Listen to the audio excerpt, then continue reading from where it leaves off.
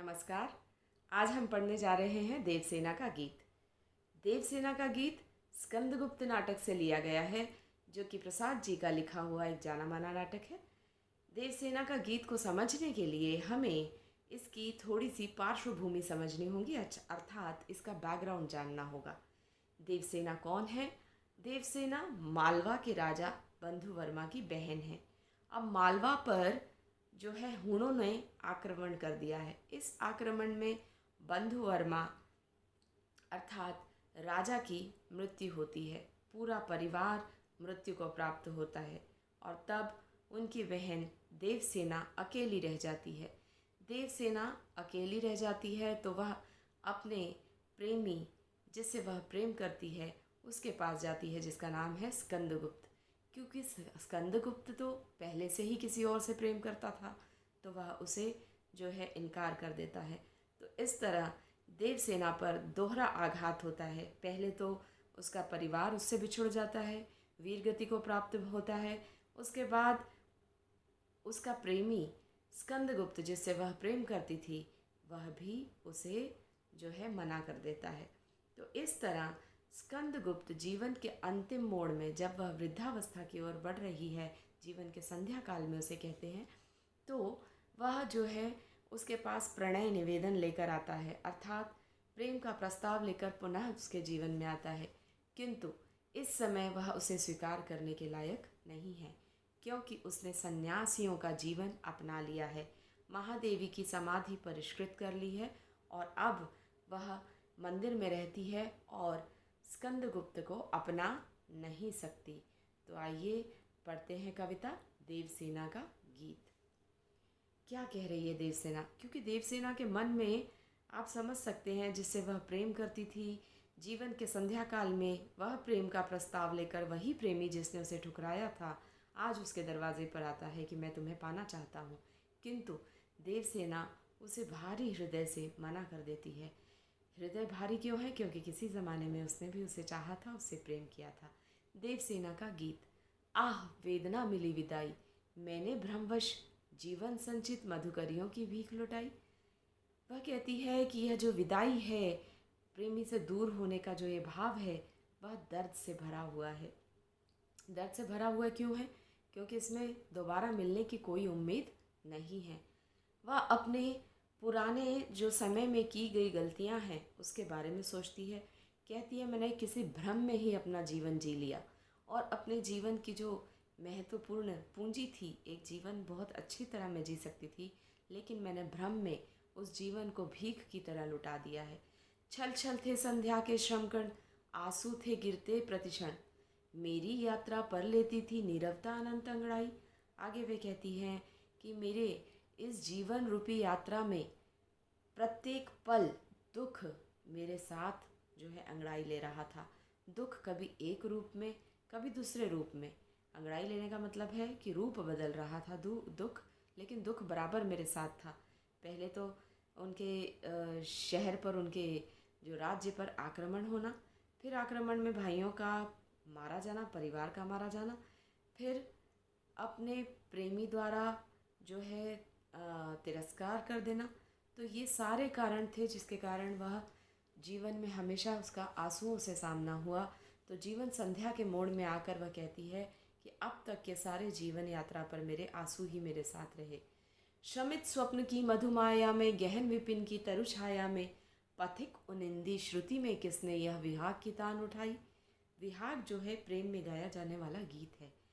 यहाँ पर प्रतीकात्मक भाषा का प्रयोग करती हुई वह कहती है कि मैं तो गहरे वन में जाकर सो गई थी, मानो जीवन से संन्यास लेकर वह गहरे वन में सो गई हो। मतलब वन में सोने का अर्थ यहाँ पर यह है कि उसने जीवन की जितनी आशाएं, उम्मीदें हैं, उनका परित्याग कर दिया था और एक शांति का उसने शांति को अपने जीवन में स्वीकार कर लिया था।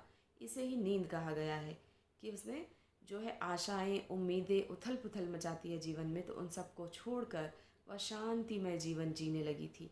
तो कहती है गहरे विपिन में मैं जाकर सो रही थी, तो अचानक मेरी नींद को उड़ाने में ये किसने जो है विहाग का तान छेड़कर मेरी नींद को उड़ा दिया है।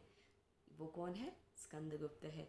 विहाग का तान छेड़ा है, अर्थात कि इस समय में जब जीवन के वह संध्या काल में चल रही है, तो यहाँ पर आकर प्रेम का प्रस्ताव लेकर जब वह आता है तो यहाँ पर वह प्रेम का गीत गा रहा है। वे कहती है, लगी सतृष्ण दीठ थी सबकी, रही बचाए फिरती कब की।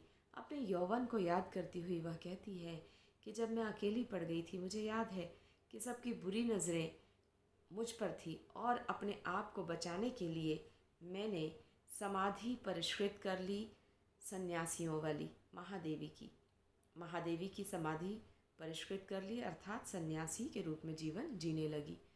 मेरी आशा आह बावली, तूने खो दी सकल कमाई। अब दूसरी तरफ उसका मन जो है उसे कोस रहा है कि वह उम्मीद का दामन थाम कर रहती तो आज स्कंदगुप्त को अपना सकती थी। वह आज स्कंदगुप्त को इसलिए नहीं अपना सकती क्योंकि उसने सन्यासियों का जीवन स्वीकार कर लिया है। तो वह कहती है कि मेरी आशा या मेरी उम्मीद यदि मेरे साथ होती तो आज मैं स्कंदगुप्त को स्वीकार कर सकती थी। आगे वे कहती है, चढ़कर मेरे जीवन रथ पर प्रलय चल रहा अपने पथ पर। प्रलय मतलब डिज़ास्टर, बहुत ज़्यादा उथल पुथल होना और जीवन खतरे में आ जाना। तो इस तरह की परिस्थितियाँ उसके जीवन रूपी रथ पर उसके साथ सवार थी। एक के बाद एक दुख प्रलय बनकर उसके जीवन में आया था। प्रलय डिज़ास्टर, प्रलय चल रहा अपने पथ पर, मेरे इस जीवन रूपी पथ पर वह बराबर मेरे साथ चल रहा था। मैंने निज दुर्बल पद बल पर उससे हारी होड़ लगाई। मैंने अपने कमज़ोर पैरों से, दुर्बल अर्थात कमज़ोर पैरों की ताकत से उससे पूरी ताकत से प्रतिस्पर्धा की, होड़ लगाई मतलब स्पर्धा की। इस स्पर्धा में वो मेरे साथ बराबर बना हुआ था। प्रलय मेरा पीछा कर रहा था, दुख निरंतर मेरे साथ था और मैं जो होड़ जो प्रतिस्पर्धा उससे पहले ही हार चुकी थी, फिर भी बराबर मैं दौड़ती जा रही थी, मैं निरंतर दौड़ रही थी। लौटा लो यह अपनी थाती, मेरी करुणा हाहा खाती। विश्व न संभलेगी यह मुझसे, इसने मन की लाज गवाई। आगे वे कहती है, अपना ये जो प्रेम का प्रस्ताव है वह तुम लौटा लो, क्योंकि मेरी करुणा मेरे लिए हाहाकार मचा रही है। आज इतने सालों बाद वही प्रेमी जिससे देवसेना ने बहुत प्रेम किया था, आज उसके जीवन में आकर प्रेम का प्रस्ताव लेकर आता है, तो उसे लौटाना देवसेना के लिए बहुत कठिन काम है। इसलिए वह कहती है कि मेरे भीतर मेरे अपने लिए जो मेरी करुणा की भावना है वह हाहाकार मचा रही है। अपना यह प्रस्ताव यहाँ से लेकर कृपया तुम चले जाओ। विश्व न संभलेगी यह मुझसे, इससे मन की लाज गवाई। यदि मैं तुम्हें स्वीकार कर लेती हूँ तो विश्व के सामने, अपने मन के सामने मैं अपनी लाज गवा दूँगी और मैं निर्लज्ज कहलाऊँगी। इसलिए मैं तुम्हारे इस प्रस्ताव को स्वीकार करने की स्थिति में बिल्कुल नहीं हूँ।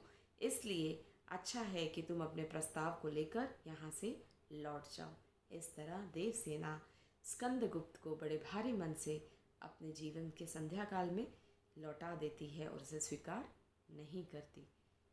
तो आज की कविता में इतना ही।